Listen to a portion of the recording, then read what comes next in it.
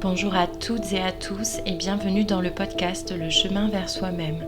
Ce podcast durant lequel je vous invite à voyager au cœur de vous-même afin de vous rapprocher un peu plus de votre liberté et de l'amour de vous.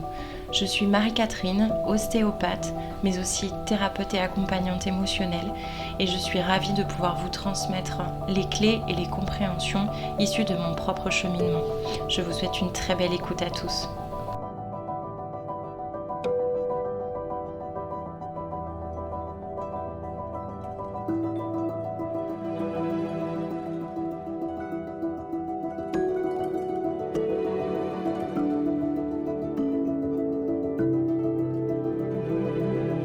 Bonjour, bienvenue dans le 14e épisode du podcast Le chemin vers soi-même. Aujourd'hui, on va échanger autour d'un sujet, d'un concept qui est assez connu. C'est le concept de l'enfant intérieur et je vais vous expliquer un petit peu comment moi je le vois, comment l'envisager et comment l'appréhender au quotidien. Je vous souhaite une belle écoute.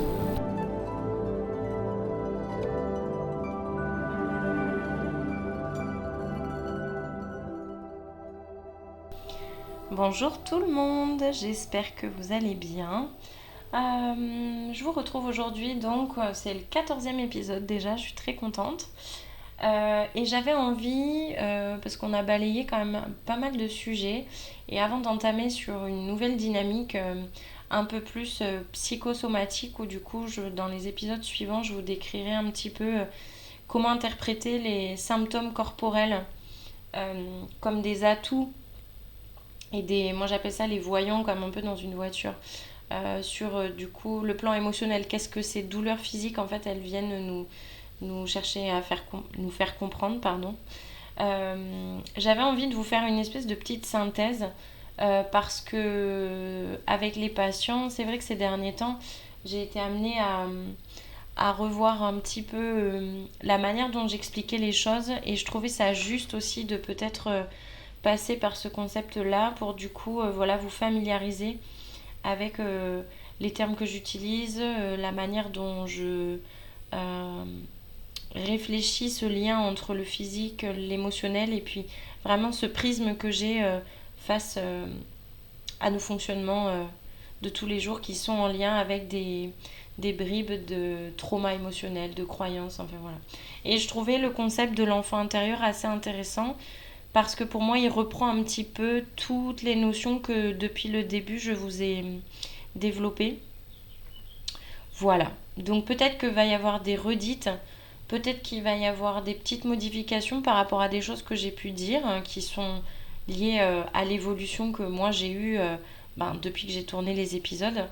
C'est chouette, un podcast ça permet de poser des informations dans la matière, mais c'est vrai qu'on ne peut pas y revenir dessus.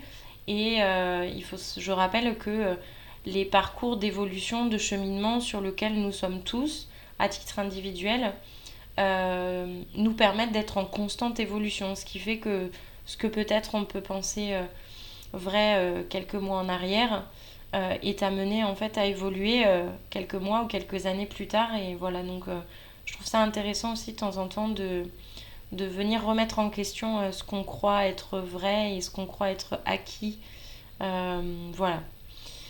Donc, l'enfant intérieur. Alors, je pense que c'est un concept qui parle globalement à tout le monde.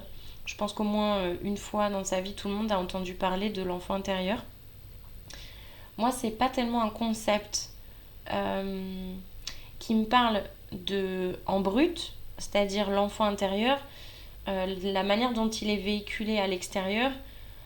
Pour moi, il y a ce côté, c'est un seul enfant intérieur, enfin c'est une seule entité. Alors que moi, l'enfant intérieur, je l'envisage vraiment comme plusieurs enfants intérieurs. Et c'est là où on va reprendre ce que je vous expliquais je crois que c'est le 2e épisode, qui s'intitule Les parts blessées. Pour ceux qui ne l'auraient pas écouté, vous pouvez aller l'écouter. Mais en fait, faisons... quelle image vous prendre ? Vous prenez une boule à facettes, et cette boule à facettes, en fait, vous voyez bien que c'est une entité, la boule à facettes. Mais pour la constituer, il y a besoin de plusieurs petites facettes. C'est un peu comme ça que je vois le concept de l'enfant intérieur. La boule à facettes serait ce grand concept de l'enfant intérieur. Et les petites facettes seraient toutes les petites parts blessés qui constituent plusieurs petits enfants intérieurs qui en fait ont vécu des traumas, ont été soumis à des croyances, portent des énergies du transgénérationnel, donc des choses qui nous appartiennent par rapport à ce qu'on a vécu depuis notre création, parce que c'est même pas depuis notre enfance, c'est même, ça peut remonter à quand on était in utero pendant la grossesse de notre mère. Et il y a aussi des choses qu'on porte, mais qui ne nous appartiennent pas directement, qui appartiennent à des charges de ce qui se passe dans les lignées familiales, maternelles, paternelles.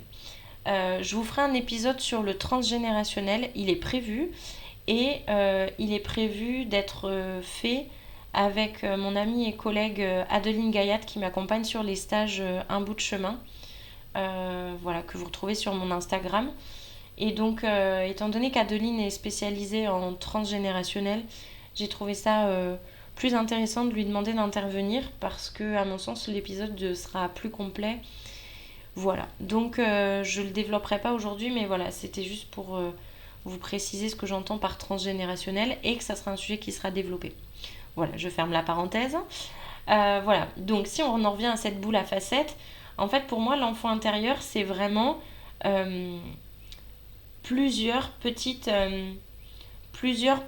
parts de nous qui s'additionnent et qui constituent en fait ce qui est sous-entendu dans l'enfant intérieur. Donc cet enfant intérieur, là où il est intéressant et pourquoi on l'introduit beaucoup quand on est dans des démarches de travail sur soi, d'introspection, pourquoi on l'investigue aussi beaucoup dans les thérapies psychanalystes, tout ça, c'est parce que quelque part en fait c'est un peu le fondement les fondations de qui nous sommes aujourd'hui en tant qu'adultes. C'est-à-dire quand nos fonctionnements d'aujourd'hui sont en réponse à des choses que nous avons probablement ressenties ou vécues durant notre enfance. Ça se surajoute bien évidemment après, dans notre vie d'adulte, on vit aussi des traumas, donc ça se surajoute, on n'est plus enfant, mais ça constitue après, c'est pour ça que c'est modéré après avec ce concept de part blessée dont je vous parlais dans le second épisode, mais finalement, tout regroupé, c'est comme si on avait un petit être intérieur. Et pourquoi je distingue les parts blessées de, on va dire, tout ce qui va se passer dans la vie plus ou moins adulte-ado, et je distingue l'enfant intérieur, c'est parce qu'en général, on n'a pas trop de souvenirs conscients de quand on était enfant. Souvent, ça arrive à partir de l'âge de 7 ans, à peu près 7-8 ans. Et donc, étant donné qu'on va avoir tout ce qu'on vit, c'est inscrit quelque part, les mémoires de ce qu'on vit sont inscrites quelque part, que ce soit au niveau cellulaire, justement c'est ça qui remonte ou qui s'exprime quand on a des symptômes physiques, mais que ce soit aussi sur, on va dire, un plan de mémoire. Alors j'appelle pas ça moi concrètement vraiment de la mémoire sur le plan anatomie neuro, mais sur quelque chose de plus subtil qu'on appellerait l'inconscient. Pour moi, l'inconscient, c'est un peu comme le disque dur, comme pour un ordinateur. Le disque dur d'un ordinateur, c'est pas non plus le même concept que la mémoire vive, mais c'est vraiment comme une boîte qui enregistrerait toutes les choses, tous les événements qu'on a vécu. Mais il y a un filtre entre l'inconscient où tout est enregistré et le conscient, ce qui nous fait agir et nous souvenir de manière consciente. Il y a le filtre du mental qui lui en fait, un peu comme quand on fait couler du café soluble, vous mettez un filtre et donc du coup il ne vous reste que quelque chose de liquide alors qu'on est parti. C'est la même chose, il y a des particules de café qui restent au-dessus du filtre pour n'avoir que quelque chose de filtré avec de l'eau. C'est un peu la même chose, le mental il a vraiment cet effet de filtre entre toutes les informations de tout ce qu'on a vécu depuis le début et ce dont on a en souvenir concret et en mémoire aujourd'hui. Et donc, étant donné que la grande partie de l'enfance est stockée en fait dans l'inconscient, forcément qu'on n'y a pas accès, d'où cette quête parfois effrénée de guérir mon enfant intérieur, chercher à le comprendre, chercher à le voir, à le reconnaître, à le laisser s'exprimer, tout ça. Donc, c'est pour ça qu'on met tant d'énergie à essayer d'aller chercher ce qu'on a vécu dans l'enfance, ce qu'on a pu ressentir dans le lien avec les parents, parce que en termes de... Je parlais de fondation tout à l'heure, mais nos fondations, nos piliers de construction, nos bases de construction tirent racine, prennent racine dans le relationnel qu'on a ou qu'on n'a pas eu avec les gens qui étaient là pour construire ça, nous aider à construire ça. La capacité d'apprendre à aimer, la capacité d'apprendre à recevoir de l'amour, tout ça, on tire ça dans le relationnel avec les parents. Et en fait, moi, pourquoi j'aime bien le voir comme plusieurs petites parties, c'est parce que déjà, quand on se dit, allez, je vais aller guérir mon enfant intérieur, déjà c'est impossible, à mon sens. Et en plus de ça, on a l'impression que la tâche, elle est juste, mais gigantesque. Et en fait, quand on arrive à des démarches comme ça, de se dire, allez, je vais aller voir à l'intérieur de moi, mon enfant intérieur, tout ça, très souvent, on n'a déjà pas l'énergie de faire beaucoup de choses. Donc de se dire qu'on s'attaque à un concept qui balaye en fait 7 années de vie, ou voire même plus, ça peut sembler décourageant. Alors que déjà, comme on le disait, c'est plusieurs petites facettes. Donc si on se dit, ok, je vais aller voir cette facette-là, qui fait partie de ce grand groupe de l'enfant intérieur, je trouve déjà c'est beaucoup plus chouette. Et en plus de ça, à mon sens, c'est beaucoup plus juste parce que... parce que justement, chaque petite facette ne va pas être créée en fonction des mêmes choses. Ça peut être lié à un trauma, ou peut-être la facette va être plus grande. Admettons, je sais pas, vous avez été, vous avez perdu votre maman pendant l'enfance, ça crée un énorme trauma. Vous avez perdu votre chien, pareil, ça crée un trauma, peut-être un peu moins grand que celui d'avoir perdu votre maman, mais cela dit, plus important que vous avez été grondé à table parce que vous avez fait une bêtise, vous avez resté dans l'incompréhension. Ça va aussi créer une facette, mais beaucoup moins grande et beaucoup moins large, vous voyez, que celle d'avoir perdu votre maman, votre papa, vous voyez, peu importe. Donc, c'est pour ça que je trouve ce concept de la boule à facettes hyper intéressant, parce que aucune facette n'est pareille. Aucune facette ne va se refléter de la même façon. Et en plus, selon comme elle tourne et selon la lumière qu'il va y avoir autour, on va pas toutes les voir au même moment. C'est pour ça que j'aime bien ce parallèle avec l'enfant intérieur, parce que selon ce qu'on va vivre, selon les événements qu'on va vivre, l'environnement dans lequel on est, les relations qu'on va avoir, c'est pas les mêmes parts d'enfant intérieur, c'est pas les mêmes sous-parties d'enfant intérieur qui vont se manifester en même temps. Et donc ça peut être lié à des traumas, ça peut être lié à des croyances dans lesquelles vous avez été élevé, dans lesquelles on vous a éduqué, mais qui à ce moment-là en fait répondaient à une attente vis-à-vis de votre entourage proche, donc les parents, qui vous semblaient justes ou peut-être pas, mais de par la contrainte à rentrer dans le fait de respecter cette croyance, en fait, c'est très instauré. Et en grandissant, vous vous rendez compte que non, finalement, je suis plus en phase avec ça. Et je passe du temps à aller reprogrammer cette croyance, à aller sonder cette croyance. Est-ce qu'elle m'appartient? Est-ce que je suis OK avec ça? Est-ce que non? Et pour du coup mettre en place une nouvelle programmation. Mais en faisant ça, on sait très bien que notre enfant intérieur, lui, qui croit que c'est la vérité parce qu'on lui a toujours dit, et qui en plus réagissait comme ça face à, selon la blessure qu'il y a dessous, oui, mais si je réponds pas à cette attente-là de mes parents, je risque de perdre l'amour de mes parents, l'amour de ma mère, l'amour de mon père. Du coup, c'est plus difficile à aller reprogrammer. Donc, c'est pour ça que j'aime beaucoup le fait de scinder toutes les parts d'enfant intérieur. Dites-vous qu'en fait, comment l'expliquer ça? Alors, il n'y a pas de peut-être pas, je ne sais pas, j'ai pas fait de recherche, mais moi je l'ai appris et ça résonne assez juste pour moi de croire ça. Peut-être que ça évoluera, mais je pense qu'à chaque fois que nous vivons quelque chose de difficile, quelque chose pour lequel on n'a pas forcément les ressources de le gérer, quand nous vivons quelque chose qui met en branle peut-être trop de risques ou trop de dangers, d'insécurité, il y a quelque chose qui ne va pas être vécu fluidement. Et donc en fait, étant donné que ça va générer une émotion en vous, donc ça a généré une émotion en vous euh, dans votre corps d'enfant en fait. Et donc, comme ça n'a pas été assimilé parce qu'on n'avait pas assez de ressources pour le gérer, c'est comme si à ce moment-là, il y avait une part de vous, un morceau de vous qui venait se scinder et qui en fait se détachait de vous et revivait en fait constamment le même événement. Et là où en fait l'enfant intérieur se remanifeste dans votre vie de tous les jours d'adulte, c'est parce qu'en fait il va y avoir une situation qui va être similaire à cet événement qui a fait que ça s'est scindé. Et en fait, bam, il va prendre le contrôle. C'est même plus vous, adulte, qui allez être aux commandes. C'est vraiment l'enfant intérieur qui va driver.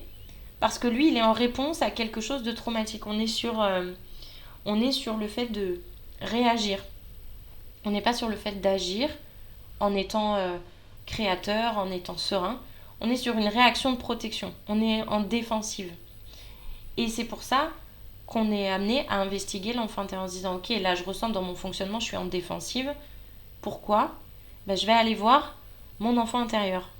En gros, pour vous j'espère que je suis claire parce que j'ai l'impression de m'embrouiller, mais je crois pas tant que ça. Bref, si vous avez besoin, vous n'hésitez surtout pas à m'écrire, soit en commentaire dans le podcast, soit directement sur Instagram. Je serais ravie de pouvoir vous répondre aux interrogations que vous avez. Voilà. Et donc, en fait, là où il est hyper étendu, en fait, ce concept de l'enfant intérieur, c'est que tant qu'on n'en a pas conscience, que c'est lui qui s'active, enfin, c'est différentes parts de lui qui s'activent tout le temps, des morceaux ou différents enfants intérieurs. Vous voyez, l'enfant intérieur qui a 3 ans a vécu ce trauma, il ne va pas s'activer en même temps que la part d'enfant intérieur qui a vécu un oubli à la garderie, par exemple, pour reprendre les exemples que je prends régulièrement. Donc, à 7 ans. Vous voyez, donc on ne peut pas être sur un seul enfant intérieur, on est vraiment sur des parties d'enfant intérieur.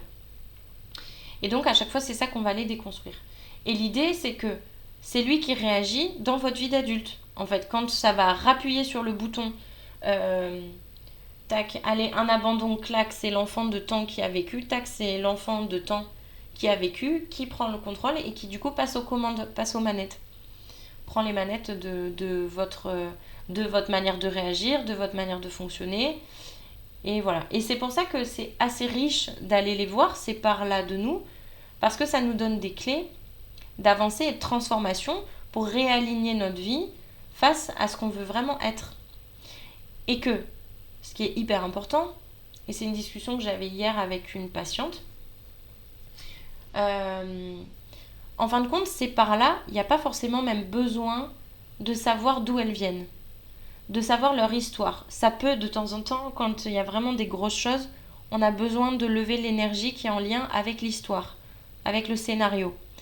Mais la seule chose qu'on peut vraiment vérifier au quotidien, c'est là, je le sens qu'il s'exprime. Donc je sens qu'il y a une part de moi qui s'exprime parce que c'est inconfortable, parce que dans mon corps, je sens que je suis malade, parce que là, dans ma réaction, je vois bien que c'est démesuré, parce que je vois que dans mon fonctionnement, c'est détourné. Je vous renvoie au masque qu'on porte avec les blessures. Et en fait, c'est pour ça qu'il est intéressant cet enfant intérieur, parce que c'est comme si vous cheminiez tous les jours, main dans la main, avec lui. Et en fait, il a beaucoup de choses à vous apprendre.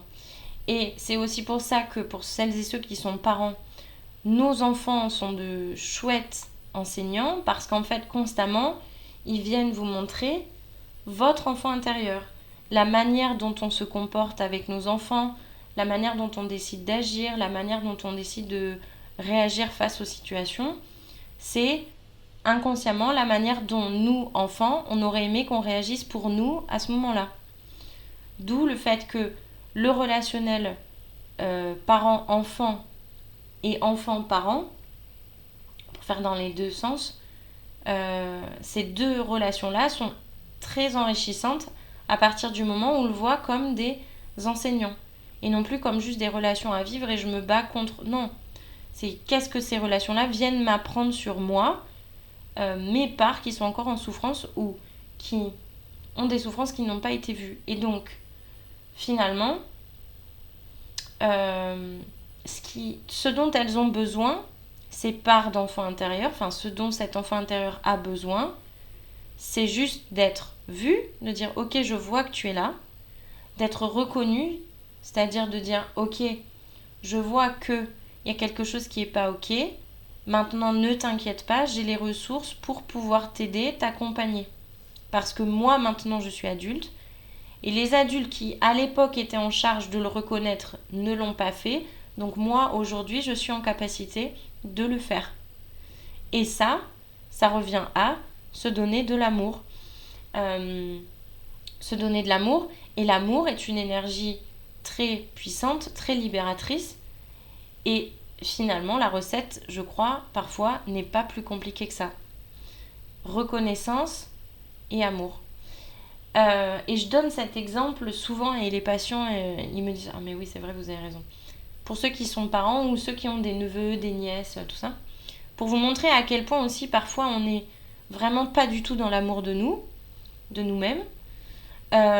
Combien de fois, quand vous échouez à faire quelque chose ou quand vous travaillez sur vous, quand vous êtes déjà dans cette démarche de dire ok, je vais aller mieux, je veux devenir créateur, je vais aller nettoyer, tous ces trucs, ça.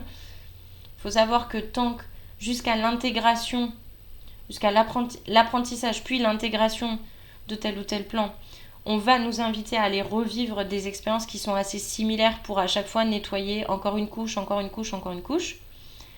Quand on y a dépensé beaucoup d'énergie, que ça nous a coûté parce qu'on a été voir dans des choses qui piquent des fois et qui sont vraiment pas chouettes à aller voir, mais qu'on sait qu'on le fait pour du mieux, on se dit, quand l'expérience se représente, on se dit mais c'est pas possible, mais j'ai rien appris, en fait j'avance pas.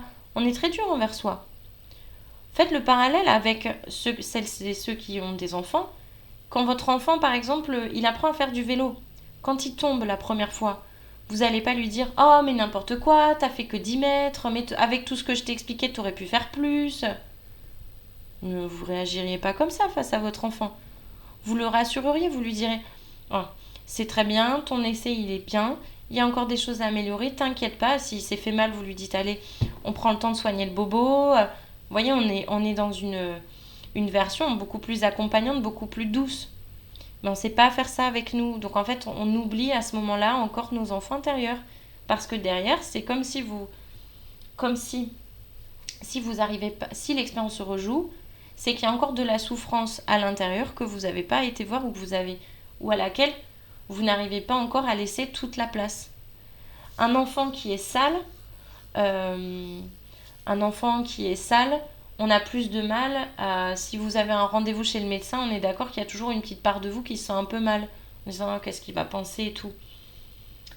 On préfère quand notre enfant il est propre sur lui, parce que voilà, ça vient jouer plein de choses. Ben, c'est exactement la même chose. On préfère laisser de la place à nos parts d'enfants intérieurs qui sont très lumineuses, plutôt que de laisser de la place à nos parts d'enfants qui sont en souffrance et qui pour l'instant ont besoin de fonctionner de manière un peu détournée pour nous protéger, pour nous préserver de la blessure.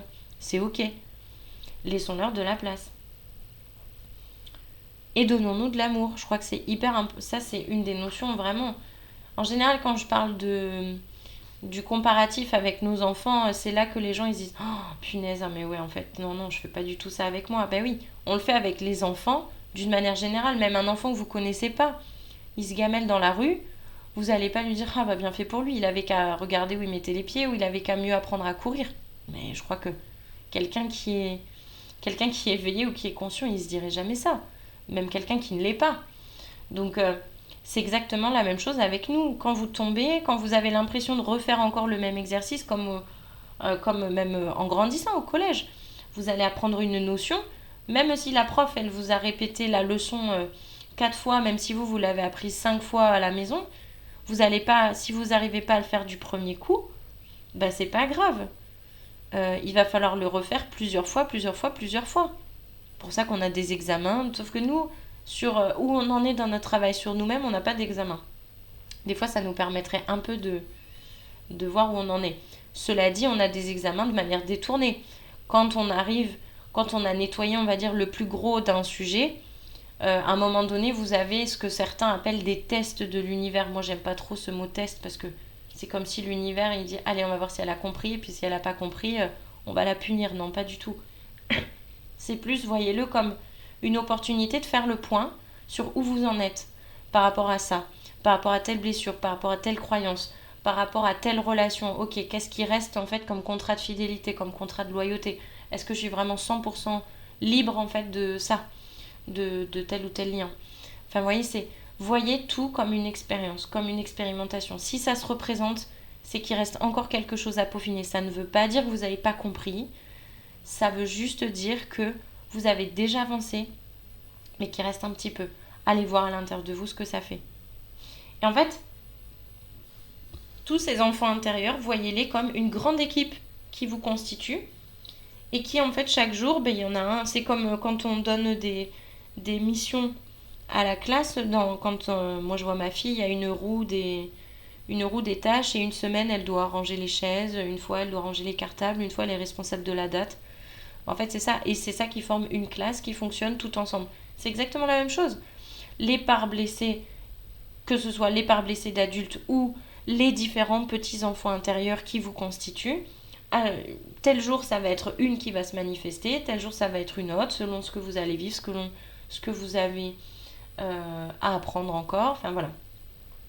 Donc, j'aime bien cette image un peu globale du ballet des petites parts d'enfants intérieurs. Donc, voilà. Et aussi, je voulais vous donner une image assez chouette et du coup qui va introduire la dernière partie de comment je fais en fait pour l'appréhender au quotidien, même si je vous ai déjà donné les clés.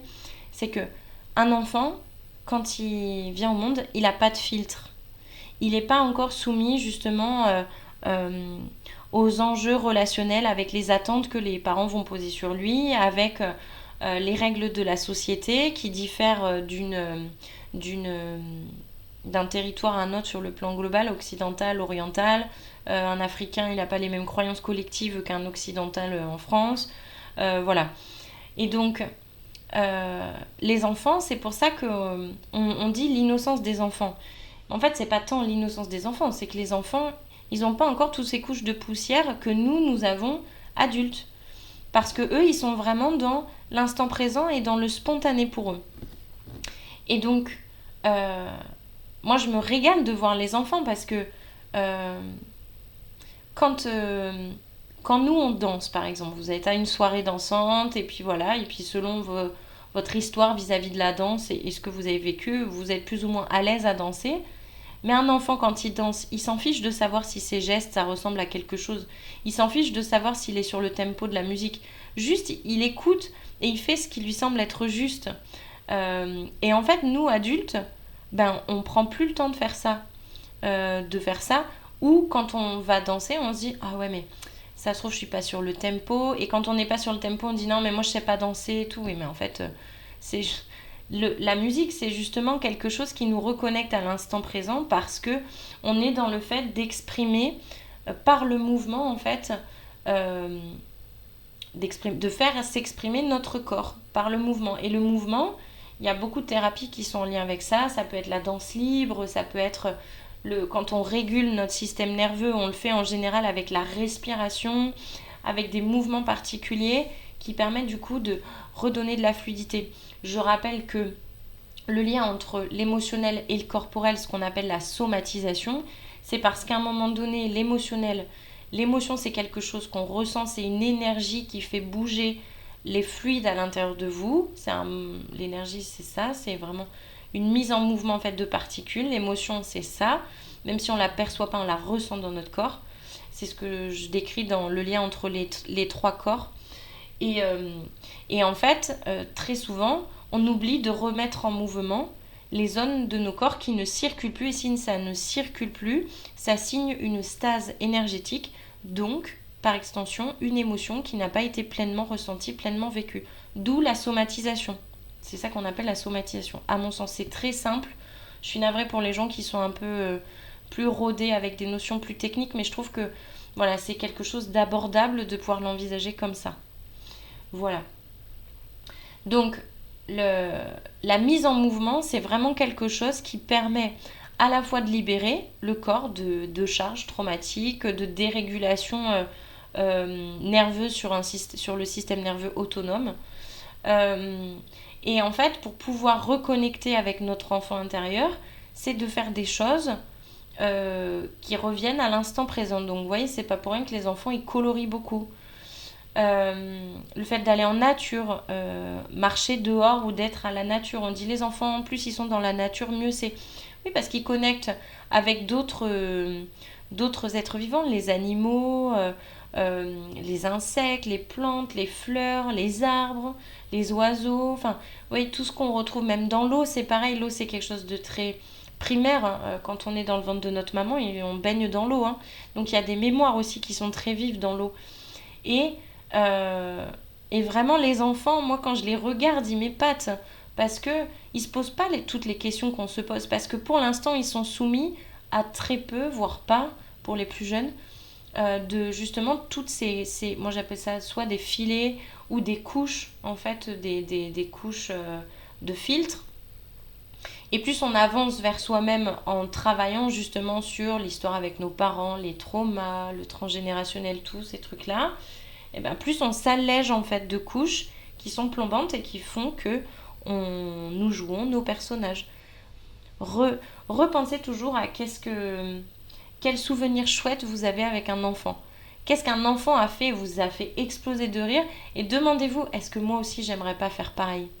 Et en fait, au fond, on se dit, mais jamais je pourrais faire ça. Alors, bien évidemment, il y a des trucs qu'on va mettre de côté, hein, se curer le nez en public, enfin, oui, faire caca dans sa couche. Bon, ben voilà, bien que ça soit du besoin naturel, on a besoin de bienséance et on a besoin de filtres, d'accord.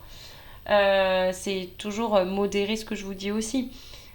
Sur des choses qui sont parfaitement réalisables. Et même parfois, les enfants vont vous poser des questions euh, qui parfois nous surprennent, mais qui ne font que mettre en lumière les croyances collectives ou les habitudes avec lesquelles on agit au quotidien et sur lesquelles on ne se pose même plus la question de est-ce que c'est ok, est-ce que c'est pas ok. Et ma fille, elle est très douée pour ça. En plus, elle négocie très souvent, elle pose beaucoup de questions. Et c'est vrai qu'avec sa maîtresse, il y a quelques semaines, quelques mois peut-être maintenant, on discutait un jour et je lui dis, c'est vrai qu'elle a toujours un truc à répondre. Et je dis, le souci, c'est que très souvent, c'est très à propos ou justifié. Et elle me dit, oui, oui. Et le matin même avec l'ATSEM, elle n'arrivait plus à se rappeler ce que c'était. Mais elle dit, avec l'ATSEM, toutes les deux, la maîtresse et l'ATSEM, l'ont grondé ou lui ont dit, Amélia, fais pas ci ou fais pas ça. Elle a répondu quelque chose qui était très approprié. Elles se sont regardées et elles se sont dit, mais en fait, oui, elle a raison. Donc, en fait, et nous, on se permettrait jamais parfois de dire certaines choses euh, à notre hiérarchie parce que on se dit, bah ouais, mais c'est quand même mon super, je peux pas lui dire. Bah oui, mais si c'était pas ton super, tu lui dirais. Bah oui. Pareil avec les parents. Mais si c'était pas vos parents, est-ce que c'est des gens que vous toléreriez ou est-ce que vous leur direz les choses différemment? Ah bah oui, oui, oui, bah oui. Mais ouais, c'est pour vous montrer en fait ce qui filtre entre qui je suis aujourd'hui et l'enfant intérieur. Parce que l'enfant intérieur, lui, parent ou pas parent, il va pas filtrer euh, ce qu'il va dire. Là où on met des limites, c'est justement parce qu'on estime qu'il y a eu un manque de respect. Mais ce qu'on oublie de voir, c'est que si on nous manque de respect, c'est que soi-même, on s'est déjà manqué de respect avant. Voilà. Donc voilà, observez beaucoup les enfants, reconnectez à cette essence qu'ils ont d'une manière très naturelle en eux et essayons aussi de leur permettre de conserver cette espèce d'innocence et cette connexion euh, à l'instant présent qui est quelque chose normalement, voilà, on arrive avec sur Terre tous. Et en fait, c'est juste qu'on passe des années, on nous en rajoute, et après, derrière, on passe des années à déconstruire quelque chose qui était naturel dès le départ. Je trouve ce concept assez fantastique. Mais voilà. Donc, reconnecter à l'enfant intérieur, c'est déjà faire des choses qui nous remettent dans l'instant présent. Donc, tout ce qui va être créatif, tout ce qui va être en extérieur, la nature, le retour au corps, le mouvement. Voilà. Et ensuite, prenons soin de nos enfants en ayant conscience du coup de ça, de préservons-les en fait d'aller se taper des années et des années de travail sur eux. Ils en auront bien évidemment. On n'est pas, même quand on est éveillé, même quand on travaille sur nous et qu'on envisage la relation parent-enfant d'une manière, voilà, dans ce double sens, on créera quand même des traumas chez vos enfants, chez nos enfants. Ça, c'est ok. Et surtout, votre tous vos petits morceaux d'enfant intérieur, tout ce qui vous constitue. Dialoguez avec lui sans cesse, constamment. Essayez comme si vous parliez à un enfant, le vôtre ou un neveu, une nièce, ou voilà, quand on travaille avec les enfants dont on s'occupe. Comment vous adresseriez à un enfant si c'était pas le vôtre? Et faites ça avec vous-même, avec ce qui émerge de vous en fait. Pour moi, c'est ça une des plus grandes clés. Reconnaissez-le, donnez-lui de la place, donnez-lui de l'amour.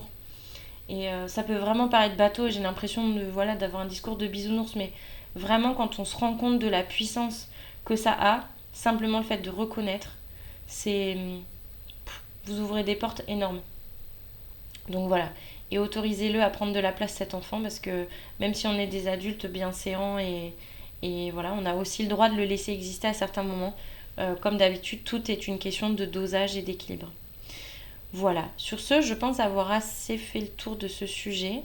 Donc là, on a parlé un peu tout ce qui regroupe le concept des 5 blessures que vous avez dans l'épisode 1, les parts blessées que vous avez dans l'épisode 2, les différents corps, avec le corps physique, corps émotionnel, corps mental. Je ne sais plus quel épisode c'est, mais vous l'avez aussi. La relation aux autres. Enfin, vraiment, je pense que ce sujet, il balayait vraiment pas mal d'épisodes que j'ai déjà fait auparavant, et je trouve que c'est bien pour ceux qui suivent régulièrement de temps en temps de faire une espèce de synthèse. Synthèse et concrète aussi. Voilà. Sur ce, je vous souhaite à toutes et tous une très très belle journée. Prenez bien soin de vous.